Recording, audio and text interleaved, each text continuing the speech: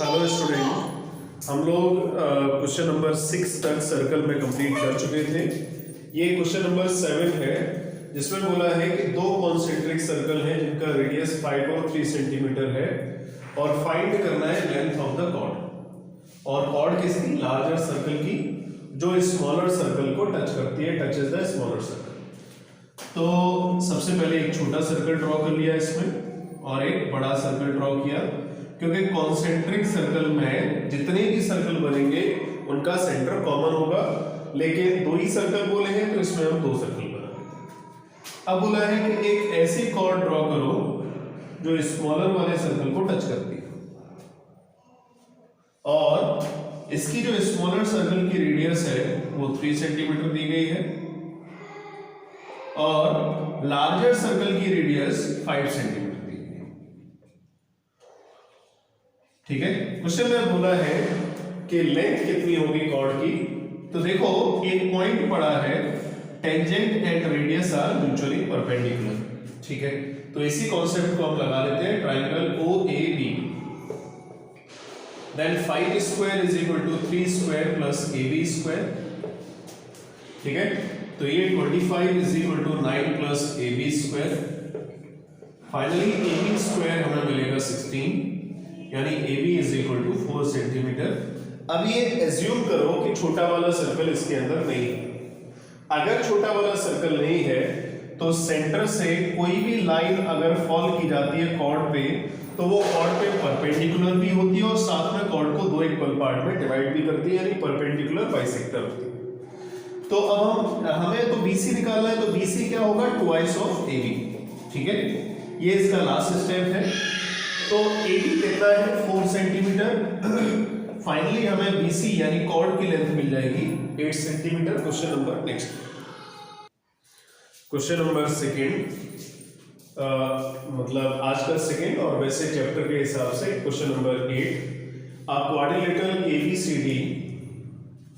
quadrilateral ABCD is drawn to the circumscribe। Circle diagram इसमें दिया हुआ है और ये रिजल्ट हमें याद रखना है। रिजल्ट बहुत इंपॉर्टेंट है।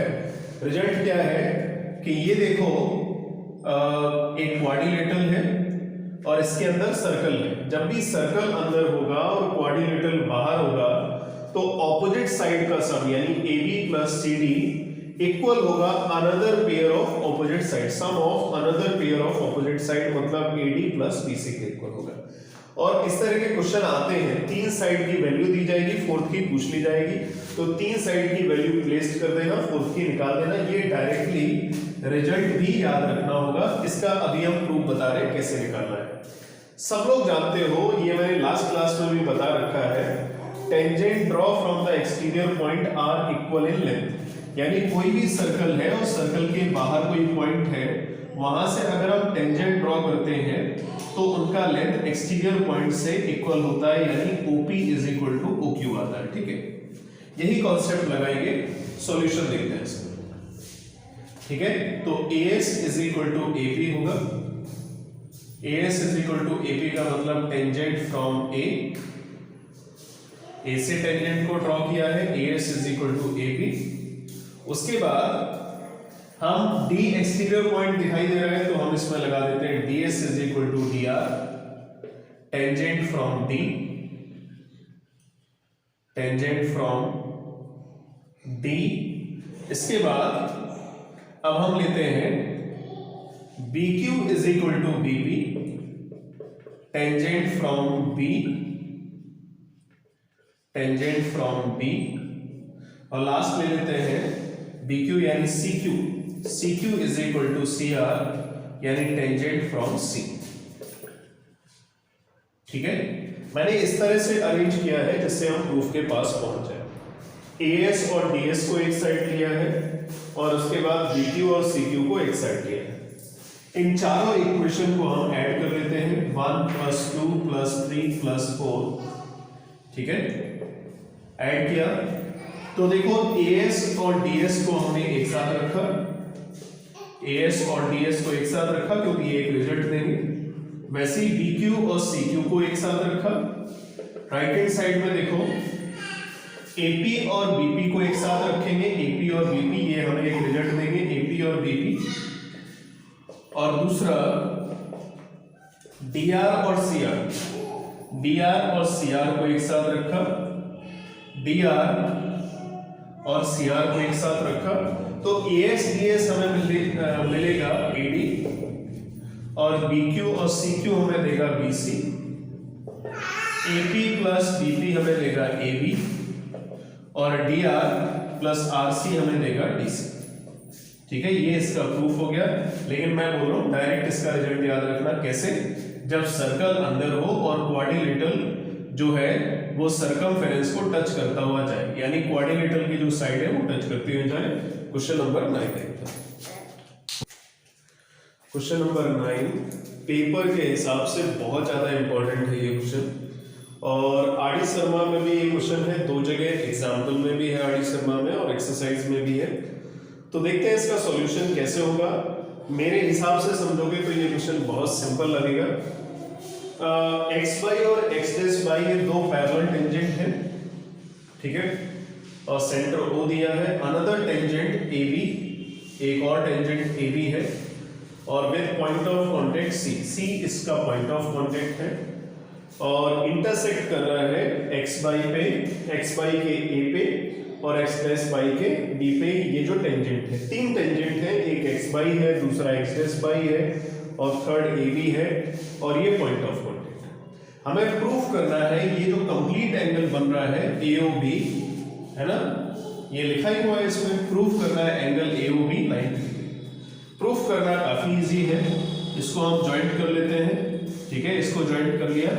अब हम क्या करेंगे, इस ट्राइंगल में एक ये ट्राइंगल हो गया और एक ये ट्राइंगल हो गया, इन दोनों पे हम कॉन्ग्रुएंसी निकाल लेंगे। कॉन्ग्रुएंसी लगाने के बाद बाई CP ये एंगल हमें इसके इक्वल मिल जाएगा, ठीक है।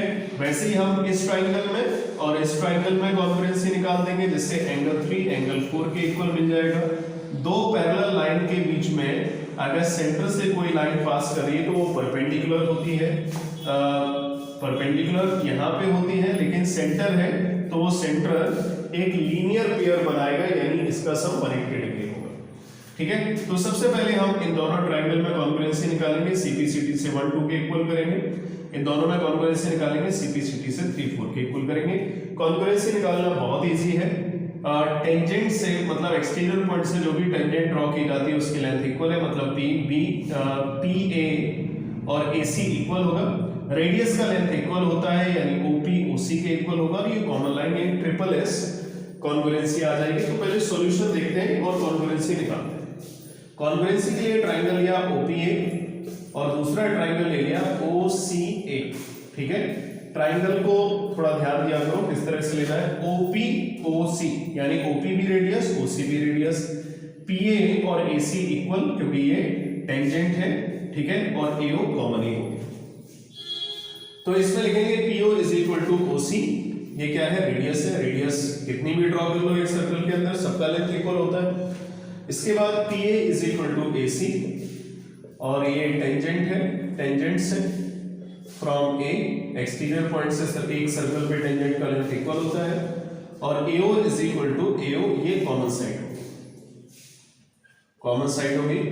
तो बाय कौन सी congruency, by triple S congruency, ठीक है, बाय ट्रिपल S कॉन्ग्रुएंसी हम बोल सकते हैं angle 1 is equal to angle 2।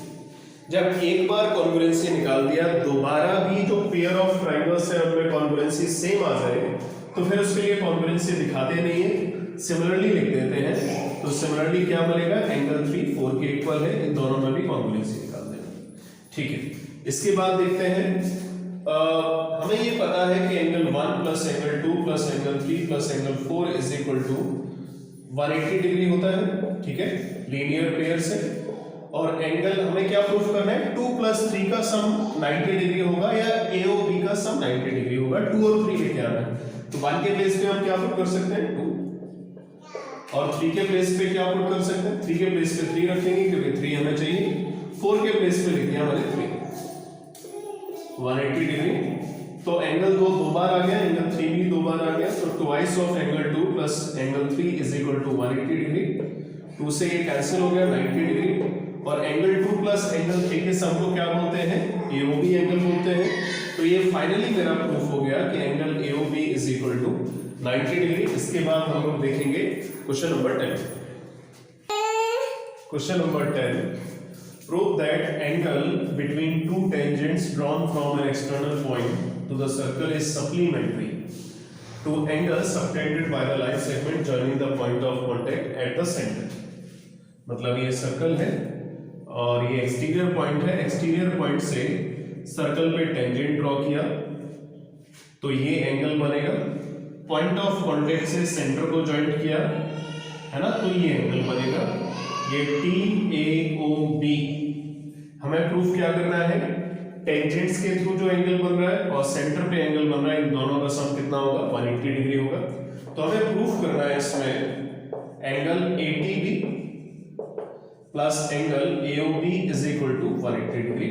ठीक है, लैंग्वेज समझ में आ रही होगी। Prove that angle between two tangents, two tangent के बीच में बनेगा और पॉइंट ऑफ कांटेक्ट से सेंटर के साथ जो एंगल बनेगा, the segment line segment joining the point of contact at centre, centre पे बनेगा, इन दोनों का सम 180 डिग्री। ठीक है, ये हमें पता है रेडियस और टेंजेंट म्यूचुअली परपेंडिकुलर होते हैं। इसके बाद क्वेश्चन में ज्यादा कुछ बचा नहीं है, एंगल सम प्रॉपर्टी लगाएंगे क्वाड्रिलेटरल के लिए, क्योंकि क्वाड्रिलेटरल बन रहा है TBOB 4 साइड से इसमें, तो इन क्वाड्रिलेटरल एरिया क्या, TAOB।